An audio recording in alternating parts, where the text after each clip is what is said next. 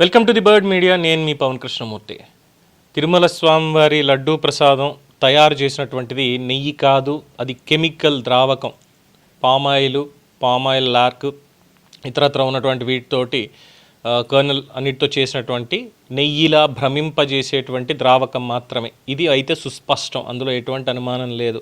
అయితే దీంట్లో గతంలో వచ్చినటువంటి ఆరోపణలు, లేదంటే ముఖ్యమంత్రి గారు ఉప ముఖ్యమంత్రి గారు చేసినటువంటి కామెంట్స్, దాన్ని డిఫెండ్ చేసుకోవడానికి అన్నట్టుగా సుబ్బారెడ్డి కావచ్చు, లేదంటే కరుణాకర్ రెడ్డి, అలాగే వైఎస్ఆర్సీపీ శ్రేణులు వీళ్ళందరూ మాట్లాడేటువంటి తీరు, వీటన్నిటిని చూస్తే రాజకీయాల అపార్ట్ ఫ్రమ్ పక్కన పెట్టేస్తే ఒక్క నిమిషం అసలు జరిగింది ఏంటి, ఎన్డీడీబీ రిపోర్ట్ ఏమిచ్చింది, సిట్లో ఏమిచ్చింది, ఎస్ఐటి స్పెషల్ ఇన్వెస్టిగేషన్ టీమ్. ఈ ఎస్ఐటి ఏర్పడడానికి ముందే పోలీస్ శాఖ దీనికి సంబంధించినటువంటి వివరాలన్నీ గ్యాదర్ చేయడం, అక్కడ జరిగిన దాని మీద ప్రభుత్వం దీనికి సంబంధించినటువంటి టెస్ట్లు ఇవన్నీ పంపడం, ఎన్డీడీబీ కాఫ్ రిపోర్ట్స్ ఇవన్నీ కూడా రావడం, ఆ రిపోర్ట్స్లో ఏముంది అనేటువంటి విషయాలు, అదే విషయాలని ముఖ్యమంత్రి గారు కానీ లేదంటే ఉప ముఖ్యమంత్రి గారు కానీ చెప్పడం అనేది జరిగింది. ఇది అందరికీ ఆమోదయోగ్యమైనటువంటిది ఆ మూమెంట్కి. కానీ ఏదో జరిగిపోయింది అనేటువంటి ఒక పాయింట్లో ఇష్టం వచ్చినట్టు కామెంట్స్ చేసి అడ్డంగా దొరికినటువంటి వాళ్ళ గురించి అయితే ఏం చెప్పలేమనుకోండి, అది వేరే విషయం.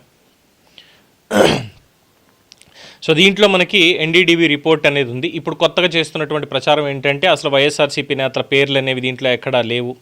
ఇది ఎస్ఐటి ఇచ్చినటువంటి ఛార్జ్షీట్ 600 పేజీల ఛార్జ్షీట్లో అందులో ఎక్కడా వైఎస్ఆర్సీపీ నేతల పేర్లు అనేవే లేవు అని చెప్పి మొదలుపెట్టి ఇదంతా వైసీపీ కుంభకోణం చేసింది అన్నటువంటి వాళ్ళు ఇప్పుడు ఏం సమాధానం చెప్తారు అంటూ మాట్లాడుతున్నారు సరికొత్తగా. అలాగే వైవి సుబ్బారెడ్డి చిన్నప్పన్న పేరుని అతన్ని ఇందులో బలిపశువు చేస్తున్నారా అనేటువంటి పేరు కూడా వస్తుంది. ఎస్, డెఫినెట్గా అతన్ని కూడా ఇందులో బలిపశువు చేసేది. ఎందుకంటే చిన్నప్పన్నకి ఢిల్లీ స్థాయిలో లేదంటే ఈ డైరీలు టీటీడీలో ఇదంతా చేయొచ్చు అనేటువంటి ఊహ ఉంటుంది. దానికి తగ్గట్టుగా ఆయనకి పరిచయాలు బాగా ఉంటాయి. అందులోనూ ఏంటి, TTD procurement department, food safety department, వీళ్ళకి సంబంధించి అధికారులందరూ చిన్నప్పన్న చేతిలో ఉంటారు. అందుకని చెప్పి నేను హ్యాపీగా మేనేజ్ చేసుకోవచ్చు అంటే కుదిరేటువంటి పనేనా? ఇది ఒకటి. రెండోది, ఎన్డీడీబీ రిపోర్ట్లో చాలా క్లియర్గా వాళ్ళు మెన్షన్ చేశారు. ఏం మెన్షన్ చేశారు ఏంటనేది అనెక్షర్ 1లో ఏది టెస్టులు చేసిన తర్వాత వాళ్ళు ఇచ్చినటువంటి final report with terms and conditions అని కూడా చెప్తూ అనెక్షర్ 1లో రిఫరెన్స్లో శాంపుల్ నేమ్ ఘీ అని చెప్పన్నారు. వాల్యూస్ ఇవన్నీ కూడా మెన్షన్ చేసి ఇందులో ఎస్ వాల్యూ అనేటువంటిది యాజ్ పర్ ద టెస్ట్ దీనికి సంబంధించిన దాంట్లో ఫారిన్ ఫ్యాట్ అనేది ఇందులో ఉండొచ్చు అన్న దాంట్లో చెప్పారు. ఏమేమి ఉన్నాయి, soybean, sunflower, olive, rapeseed, linseed, wheat germ, maize germ, cotton seed, fish oil.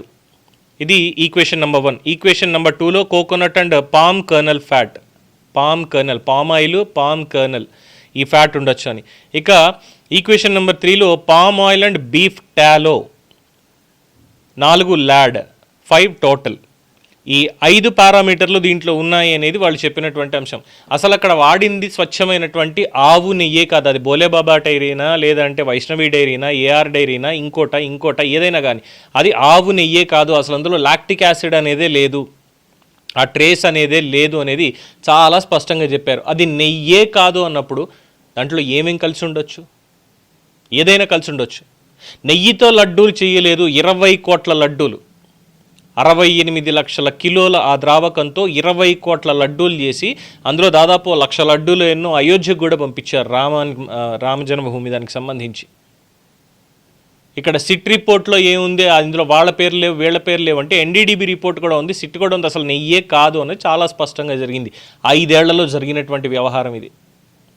ఏం చెప్తారు సమాధానం దానికి? ఏం చెప్తారు? పైగా ఇప్పుడు వచ్చి ఏదో పవన్ కళ్యాణ్ అలా అనేసాడు, చంద్రబాబు నాయుడు ఇలా అనేసాడు, హిందూ భక్తుల మనోభావాలు దెబ్బతీశాడు. మనోభావాలు దెబ్బతీసిందే గత ప్రభుత్వం పూర్తి స్థాయిలో ఏమాత్రం నమ్మకం అనేది లేకుండా, భక్తుల మీద విశ్వాసం అనేది లేకుండా, గౌరవం లేకుండా వాళ్ళ మనోభావాల మీద ఇష్టం వచ్చినట్టు చేసినటువంటిది వాళ్ళు చేసి ఈరోజు వచ్చి ఏదో పెద్ద ఘనకార్యం సాధించినట్టు ఎన్డీడీబీ రిపోర్ట్ అలా ఉంది కదా, లేదంటే ఎస్ఐటి రిపోర్ట్ ఇలా ఉంది, ఎస్ఐటి రిపోర్ట్లో అసలు ఎవరి పేర్లు పెట్టలేదో, అసలు అందులో కొవ్వు కలవలేదు అని మాట్లాడారంటే, కొవ్వు డైరెక్ట్గా చచ్చిపోయినటువంటి పందిదో ఆవుదో ఇంకో దాంతో మాంసం తీసుకెళ్ళి కొవ్వు వేరు చేసి దాని నుంచి వచ్చినటువంటి దాన్ని తీసుకెళ్ళి లడ్డూలు చేశారని ఎవరు చెప్పలా. దాని ట్రేసెస్ కలిసాయి అని చెప్పారు. కొవ్వు కలిసింది అంటే తీసుకెళ్ళి 100 కిలోలు కొవ్వు కలిపారని చెప్పలేరు డైరెక్ట్గా. అక్కడ ఏదైతే ఆయిల్ సరఫరా చేశారో దాంట్లో ఈ ట్రేసెస్ ఉన్నాయి అనేటువంటిది అనెక్షర్ 1లో ఉంది, చాలా క్లియర్గా ఎన్డీడీబీ రిపోర్ట్లో వెళ్ళి చెక్ చేసుకోవచ్చు. సో ఇది పక్కన పెట్టేసి ఇంకేముంది మా ఇష్టం మేము మాట్లాడతాం ఇందులో.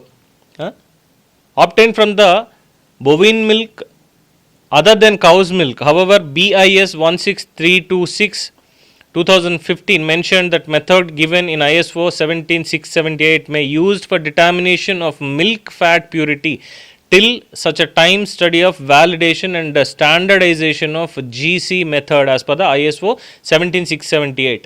ఇలా ఆ పారామీటర్స్ ఏంటో చూసుకోండి. ఇక్కడ చాలా క్లియర్గా వాళ్ళు కూడా మెన్షన్ చేస్తున్నారు. మిల్క్ ఫ్యాట్ ప్యూరిటీ, అసలు మిల్కే లేదురా నాయన అనేది వాళ్ళందరూ స్పష్టంగా చెప్పారు.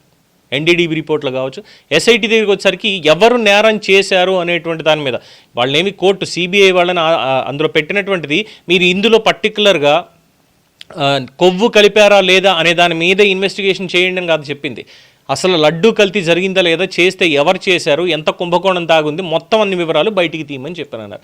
దాంట్లో భాగంగా ఎన్డీడీబీ రిపోర్ట్ ఆల్రెడీ ముందొచ్చింది. సిట్ రిపోర్ట్ ఇప్పుడు ఇచ్చారు 600 పేజీల ఛార్జ్ షీట్. ఫర్దర్గా ఇంకా నేమ్స్ ఉన్నాయి. ముందుంది ముసళ్ళ పండగ. ఇప్పుడు 600 పేజీల్లో మా పేర్లు లేవు అనుకుని జబ్బలు కొట్టుకుంటూ బయటకు వచ్చి ఇంకేముంది అదంతా చంద్రబాబు నాయుడు ప్రభుత్వం చేసిందే మాదేం లేదు అని చెప్పేటువంటి వాళ్ళు పూర్తి స్థాయిలో 600 పేజ్ ఛార్జ్ షీటు దాఖలు చేశారు, అయ్యింది, కోర్టు పిలుస్తుంది, అయిన తర్వాత ఇంకా అందులో ఉన్నటువంటి నేమ్స్ వీళ్ళందరినీ కూడా పిలిచి చెప్తే సరిపోతుంది. ఎవరికి ఇవ్వాల్సినటువంటి దెబ్బ వాళ్ళకి ఇస్తే ఆటోమేటిక్గా నిజాలు బయటకు వస్తాయి. అధికారం ఉంది కదా అనో లేదంటే ఒక లెవరేజ్ పెట్టుకొని చట్టంలో ఉన్నటువంటి లొసుగులను అడ్డం పెట్టుకుని మాకు తెలియదు అన్నట్టుగా. సేమ్ ఇందులో కూడా బినామీలే. అసలు ఎవడా చిన్నప్పన్ అనేటువంటి వాడు ఎవడు? అనామకుడు. ఏం తెలిసిన వాడికి సుబ్బారెడ్డి దగ్గర పనిచేశారు లేదంటే ఇంకొకరి దగ్గర పనిచేశారు ఇది చెప్తారు. అలాంటి వాడు ఏకంగా ఢిల్లీ లెవెల్లో మొత్తం 3-4 డైరీలతో మాట్లాడుకుని టీటీడీలో ఇంత నెయ్యి అయిపోతుంది ప్రొక్యూర్మెంట్లో, అందులో మన అధికారులు ఉన్నారు, మొత్తం వీళ్ళందరినీ మేనేజ్ చేస్తాను నేను అని చెప్పి చేసేవాడు అక్కడ ఉంటే టీటీడీ ఇంటెలిజెన్స్ వాళ్ళు, విజిలెన్స్ వాళ్ళు, వీళ్ళందరికీ తెలియకుండా ఇదంతా జరిగిపోయింది. అది కాకుండా చైర్మన్గా ఉన్నటువంటి సుబ్బారెడ్డికో కరుణాకర్ రెడ్డికో వీళ్ళకు కూడా తెలియకుండా జరిగిపోయింది అంటే నమ్మడానికి భక్తులు పిచ్చోళ్ళ కనిపిస్తున్నారా వీళ్ళు చేసినటువంటి పాపాలకి? స్వామివారి సన్నిధిలో అది కూడా ఇలా ఉంది వీళ్ళు చేసేటువంటి వ్యవహారం అంతా కూడా. ఆ రెండిటి రిపోర్ట్ని కూడా చూసుకోరు, దేనికి తేడా ఏంటనేది తెలియదు. ఆ పేర్లు లేవు కాబట్టి ఇంకేముంది ఏం జరగలేదు అనేటువంటి ఒక ఆరోపణ, లేదంటే ఒక defence mechanism. And of course yes, ఈ విషయంలో ఎవరిని అరెస్ట్ చేయలేరులండి. వీళ్ళకి అంత దమ్ము లేదు, వాళ్ళకి అంత తెగింపు ఉంది. శుభ్రంగా ఇద్దరికిద్దరు ఒకటే. కూటమి ప్రభుత్వం కానీ గత వైఎస్ఆర్సీపీ కానీ రెండు దొందులాగానే ఉన్నాయి. తప్పు జరిగిన చోట శిక్షించంటారు నాయన అంటే లేదు మేము కక్షపూరితంగా వెళ్ళమని అంటారు. చూసారా, వీళ్ళు ప్రజలకు వీళ్ళు చేసేది ఏమీ లేదు. ఇలాంటి ఆరోపణలతో రాజకీయం చేసుకోవడం తప్పితే ప్రస్తుతానికి వాస్తవాలు కనిపిస్తున్నా ఇందులో అరెస్టులు జరిగేది, శిక్షలు పడేది ఏదీ లేదు. చూస్తూ ఉండండి. కావాలంటే శిక్షలు ఏమైనా వేస్తే ఆ స్వామివారే వెయ్యాలి తప్పితే ఈ ప్రభుత్వం వెయ్యదు. దీని మీద మీ అభిప్రాయాన్ని కామెంట్స్ రూపంలో తెలియజేయండి. చూస్తూనే ఉండండి ది బర్డ్ మీడియా.